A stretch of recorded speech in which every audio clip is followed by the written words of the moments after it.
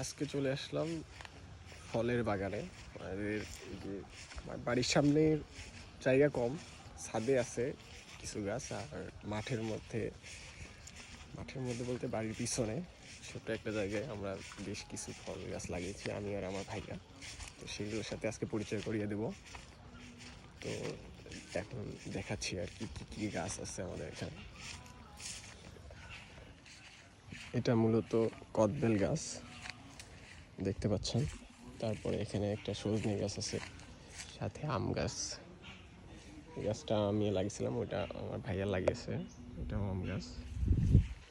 এই যে এখানে রয়েছে নারিকেল গাছ, একটা, দুইটা, আরও সামনে আছে নারিকেল গাছ। তারপর হচ্ছে এখানে দেখতে পাচ্ছেন আমড়া গাছ একটা। আমড়া গাছটা অপরিষ্কার হয়ে গেছে ঝড় জঙ্গলে।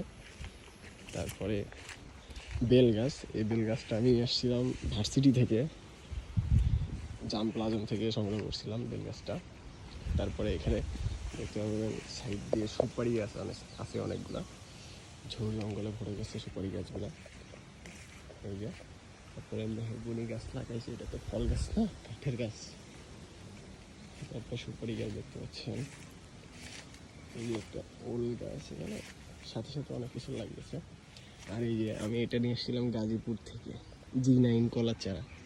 কলার চারাটা বেশ সুন্দরই হয়েছে, কিন্তু হয়তো বা জঙ্গলের মধ্যে পড়ে গেছে আর কি। তারপরে এই যে ভেন্ডি গাছ, অর্থাৎ ঢেঁড়স গাছ আর কি, আমাদের এলাকায় আঞ্চলিক ভাষায় ভেন্ডি বলে। তারপরে তারপরে দেখতে পাচ্ছেন এটা একটা তেজপাতা মশলা জাতীয় গাছ, এটাও আমি সংগ্রহ করছিলাম বাড়ির উপর থেকে, তো সেটাই আর কি। তারপরে আবারও আমড়া গাছ, আমড়ার মধ্যে দেখতেছি আমরাও ধরছে গাছের মধ্যে। তারপরে লিচু গাছ তো আছে, লিচু গাছ তো আমাদের এখানে কমন। এখানে দেখতে পাচ্ছেন আর একটা লিচু গাছ, এই গাছে এবছর অনেক লিচু ধরছিল। তো আমি আসার পরে বাগানের লিচু তো বিক্রি করে দেয় একবারে, তো এই গাছটা পার্সোনালি রেখে দিচ্ছিলাম আমার জন্য। 4-5 হাজার লিচু ছিল আমি আসার পরে, তো বিভিন্ন আত্মীয়দের বাড়িতে দিচ্ছি, তারপরে আমি নিজেও খাইছি।